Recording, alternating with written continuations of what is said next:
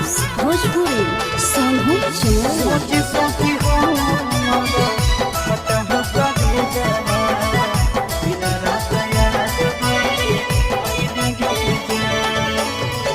हर दिला को जानो जइबे ससुर दिया पियावा के से दिया सा जइबे गे जान। हर दिला को जानो जइबे ससुर दिया पियावा के से दिया सा जइबे गे जान। सोची सोची हमारा फाट हो कबे जावा दिन रात याद बड़ी अहिबे गे जान जान गे। सोची सोची हमारा फाट हो कबे जावा दिन रात याद बड़ी अहिबे गे जान। हर दिला को जानू जइबे ससुर दिया पियावा के से दिया सा जइबे गे जान।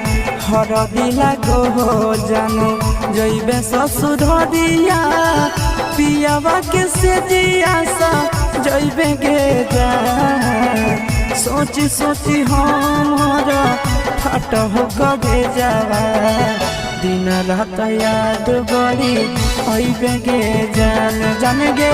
सोची सोची हमारा फाट हो कबे जावा दिन रात याद बड़ी अइबे गे जान।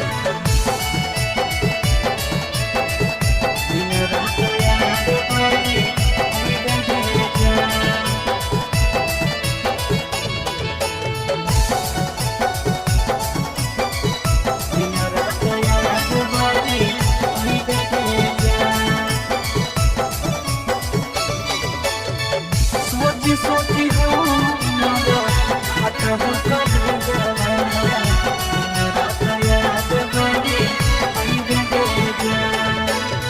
रात भर जागे जागे नदिया किनारा मिलल याद भूली गेले गे जान।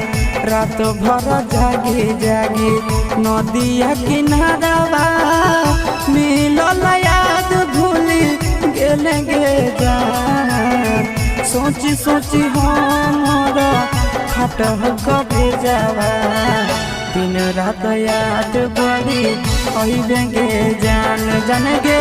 सोची सोची हमारा फाट हो कबे जावा दिन रात याद बड़ी अइबे गे जान।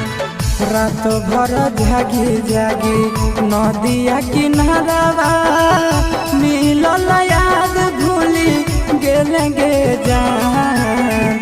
रात भर जागी जागी नदिया किनारा मिलल याद भूली गेले गे जान। सोची सोची हमारा फाट हो कबे जावा दिन रात याद बड़ी अइबे गे जान जान गे। सोची सोची हमारा फाट हो कबे जावा दिन रात याद बड़ी अइबे गे जान।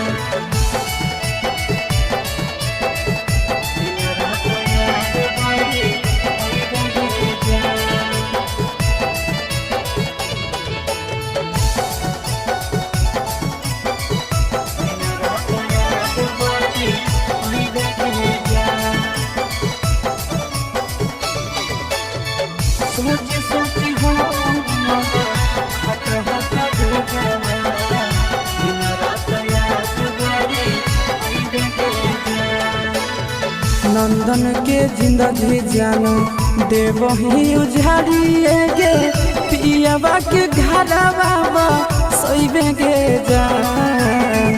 आशीष के जिंदगी जानो देवही उजाड़िए गे पियावा के घरवा सइबे गे जान।